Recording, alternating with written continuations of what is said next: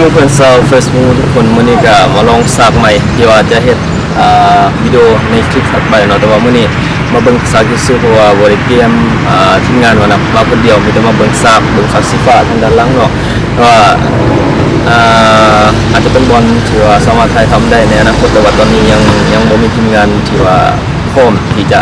มาลองกล้องเนาะแต่ว่าอาจจะแม่นอาทิตย์หน้าหรือว่าอาทิตย์ต่อไปจะให้ทีมงานมาลองสากเพราะว่าตัวนี้มันค่อนข้างจะ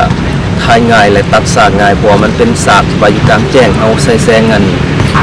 แสงตะเวนเอาบ่ได้ใช้ไฟบ่ได้เปลืองไฟและสากเป็นสากกลางแจ้งแล้วก็เป็นสากขนาดใหญ่คือดังที่เห็นทางหลังเนาะก็น่าจะง่ายสำหรับการตัดต่อแล้วก็น่าจะง่ายจากในการลบสากด้านหลังออกเนาะ